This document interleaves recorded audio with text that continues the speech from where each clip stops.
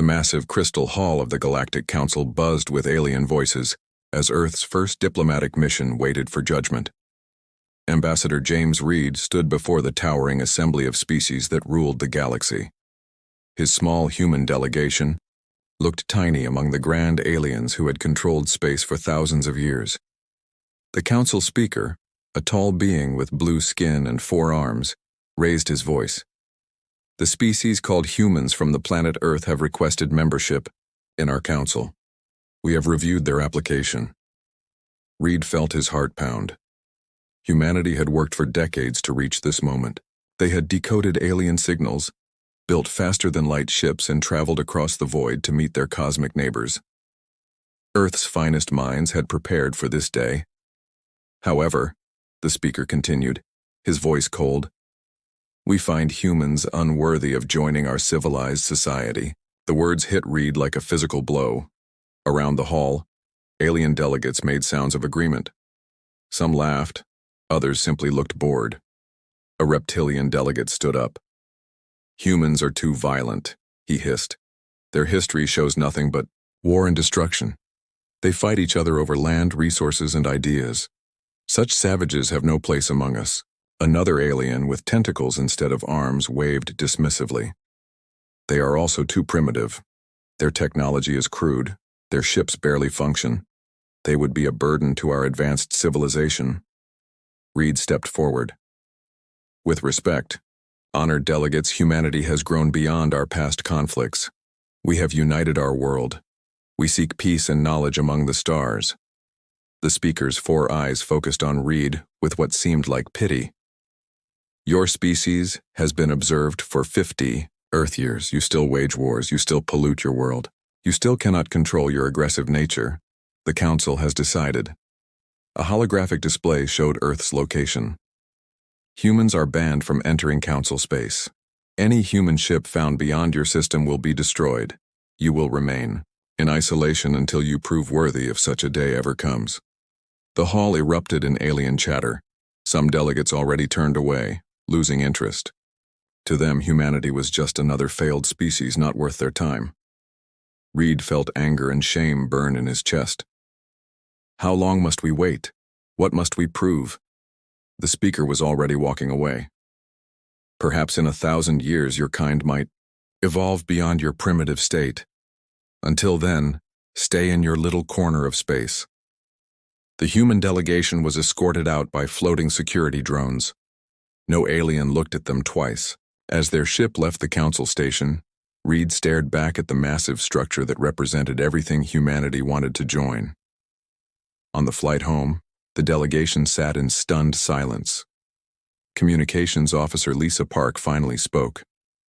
They treated us like insects, like we were nothing. Military Advisor Colonel Tom Hayes clenched his fists. 50 years of observation, and they learned nothing about human determination. They think we'll just sit quietly in our system and accept their judgment.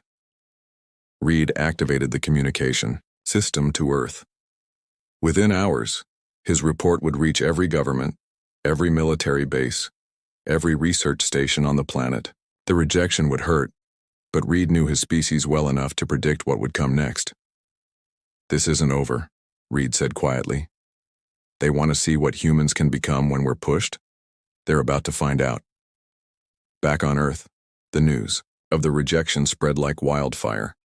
Protests erupted in major cities. Politicians demanded action. Scientists called for increased research into advanced technologies. Military leaders spoke of human pride and strength. But it was the quiet response that mattered most. In research labs around the world, scientists began working longer hours. In shipyards, engineers started designing new vessels. In military academies, officers studied the alien ships they had observed. The Galactic Council had made a critical error in their assessment of humanity. They saw violence and called it primitive savagery. They saw technological growth and called it crude advancement. They saw human determination and dismissed it as stubborn aggression. What they failed to understand was that humans had one quality no other species in the galaxy possessed: the ability to turn rejection into motivation, to transform humiliation into fuel for achievement. and to unite completely when faced with a common enemy. The Council expected Earth to sulk in isolation for centuries. Instead, humanity began the greatest military and technological buildup in their history. The message from the alien delegates was clear. Humans were not welcome in their civilized galaxy. Soon, the galaxy would learn that when humans are not welcome somewhere, they have a habit of making themselves welcome anyway. The Council had just declared war on the most dangerous species in the universe, one that thrived on being underestimated. The rejection was complete, but the real story was just beginning. News of the Galactic Council's rejection reached every corner of Earth within hours. The response was immediate and unprecedented. For the first time in human history, every nation, every government, and every military force united behind a single purpose. President Maria Santos called an emergency session of the United Nations. The Assembly Hall, usually filled with political arguments and diplomatic delays, now buzzed with focused determination. Representatives who had disagreed on everything for decades suddenly spoke with one voice. "The aliens have shown us their true nature," Santos declared to the packed hall. "They judge us by our past while ignoring our potential. They demand we prove ourselves worthy, then deny us any chance to do so. Very well. We will prove ourselves in the only language they seem to understand." Within weeks, the Global Defense Initiative was born. Every space-capable nation contributed resources, technology, and personnel. The rivalry between superpowers dissolved overnight. Chinese fusion researchers worked alongside American engineers. Russian rocket specialists collaborated with European scientists. African mineral resources flowed to Asian manufacturing centers. Dr. Robert Kim, Earth's leading physicist, found himself in charge of the most ambitious research project in human history.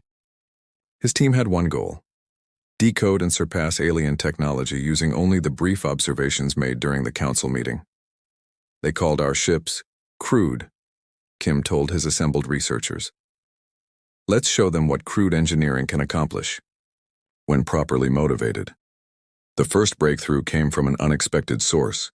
While analyzing footage of alien vessels, a young programmer named Alex Stone noticed something the aliens had missed. Human computer systems, though less advanced, processed information differently than alien technology. Where alien ships used elegant but predictable patterns, human systems used chaos and unpredictability as strengths. "Their ships are beautiful," Stone explained to the research team, "but beauty follows rules. Rules can be predicted, countered, defeated. Our crude technology doesn't follow their elegant patterns. That makes us unpredictable."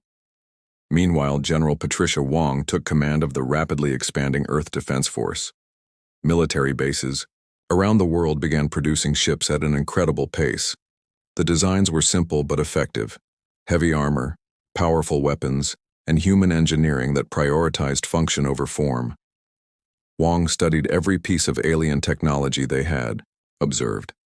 "They use energy shields that deflect standard weapons," she noted during a strategy meeting. "Their ships are fast and maneuverable, but they're also overconfident. They've faced no real opposition for centuries." The general's strategy was typically human. If you can't outthink them, overwhelm them. If you can't match their technology, build more ships than they can handle. If they expect elegant warfare, give them brutal efficiency. Construction began on massive shipyards in Earth's orbit. Automated factories on the moon produced hull plating and weapons systems.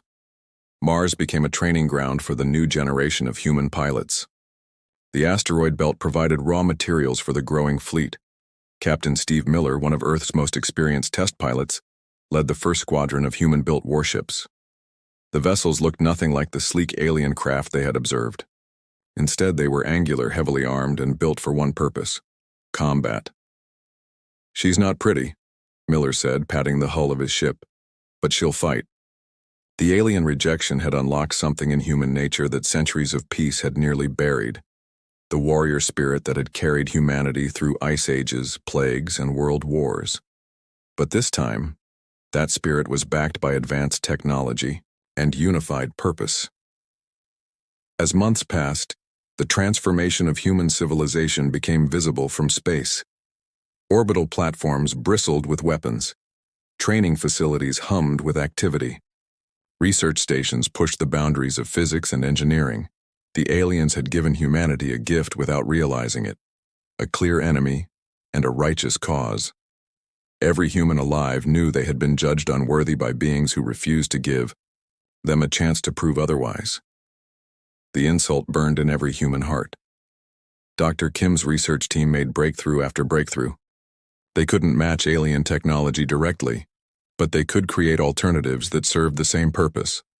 Where aliens used exotic matter, humans used brute force engineering. Where aliens employed elegant solutions, humans built redundant systems that kept working even when damaged. General Wong's fleets grew larger every month. Human shipyards worked around the clock, producing vessels that were tough, reliable, and designed for extended combat. They weren't as advanced as alien ships, but they were built in numbers the galaxy had never seen. The Galactic Council had expected humanity to spend centuries in quiet isolation, slowly evolving toward their standards of civilization. Instead, they had created the largest military buildup in galactic history. The rejection had lasted minutes. The preparation for revenge would take years. But when humanity was finally ready, the galaxy would learn why underestimating humans was the deadliest mistake any species could make. 3 years after the rejection, humanity's transformation was complete. What had once been a peaceful, exploration-focused civilization had become the galaxy's most formidable military force. The change was visible everywhere, from the massive shipyards orbiting Earth to the weapon testing facilities scattered across the solar system. Dr. Robert Kim stood in his laboratory, surrounded by technology that would have seemed impossible just years earlier. His team had achieved what many thought impossible. They had not just matched alien technology, but in some areas surpassed it. The breakthrough came when we stopped trying to copy their methods. Kim explained to a gathering of military leaders. Alien technology is designed for efficiency and elegance. Human technology is designed to survive and adapt. The key innovation was something aliens had never considered: adaptive systems. Where alien ships had fixed capabilities, human vessels could modify themselves during combat. Where alien weapons had predictable patterns, human armaments could change their behavior mid-battle. Captain Steve Miller tested the latest human warship in the outer solar system. The vessel, named Defiance, looked like a moving fortress compared to the graceful alien craft they had observed. Its hull was thick, its weapons numerous, and its design spoke of one thing: war. Alien ships are like racing cars, Miller reported to General Wong. Fast, efficient, beautiful. Our ships are like tanks with rocket engines. Not pretty, but they'll keep fighting long after prettier ships are space debris. The human fleet had grown beyond all expectations. Thousands of warships filled Earth's orbital space. Each ship was crewed by men and women who had trained for years with one goal: to prove that humanity deserved its place among the stars. But the real advantage humanity had developed was something no alien species possessed: the ability to learn from failure and improve rapidly. Human military doctrine evolved daily, incorporating lessons from training exercises and simulated battles. General Wong reviewed the latest fleet reports. We now have 12,000 combat vessels ready for deployment. Each ship carries experimental human technology the aliens have never encountered. More importantly, each crew knows they're fighting for the respect their species deserves. The innovation that would prove most crucial was human networking technology. While alien ships operated independently, human vessels could share information instantly across entire fleets. What one ship learned, all ships knew immediately. Engineer Lisa Park, now in charge of fleet communications, demonstrated the system to impressed military observers. If an alien weapon proves effective against one of our ships, every other ship in the fleet knows how to counter it within seconds. We adapt faster than they can adjust their tactics. Meanwhile, Earth's intelligence services had been busy. Through careful observation and ingenious infiltration methods, they had mapped alien trade routes, military positions, and political structures. The galaxy that had seemed so mysterious 3 years ago was now an open book to human strategists. Intelligence. Director Mark Chen presented his findings to the Global Defense Council. The Galactic Council controls 12 major star systems and influences hundreds more. Their total military force consists of approximately 8,000 ships. They haven't fought a serious war in over 2 centuries. The numbers told a story that filled human hearts with dark satisfaction.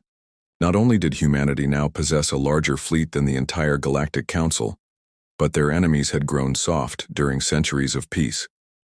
Dr. Kim's latest creation was a weapon system that would have horrified the aliens if they had known about it.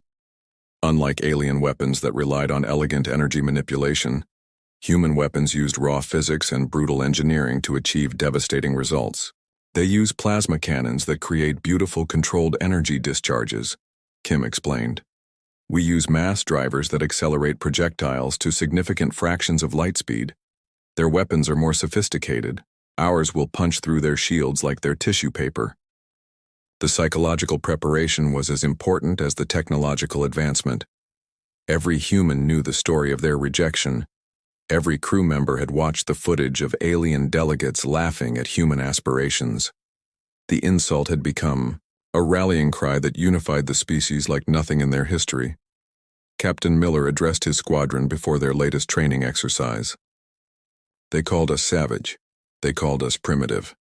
They said we weren't worthy of joining their civilized galaxy. Today, we show them what savages with advanced technology can accomplish. The training exercise that followed would have impressed even alien observers.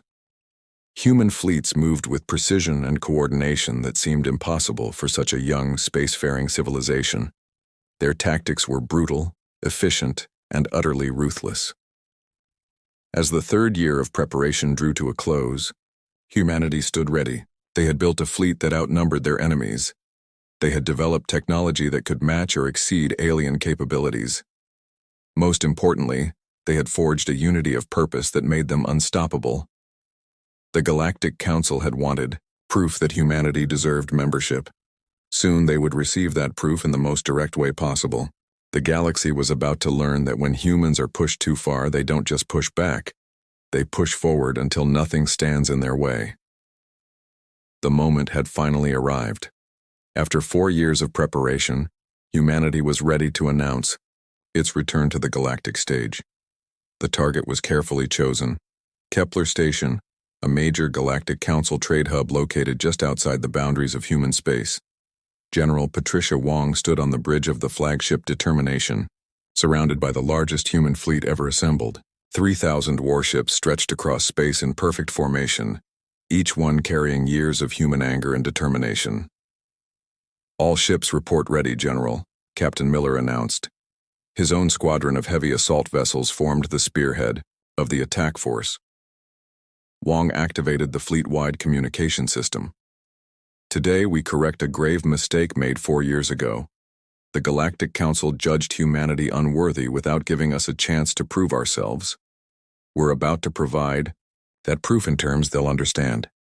The human fleet emerged from hyperspace in perfect synchronization.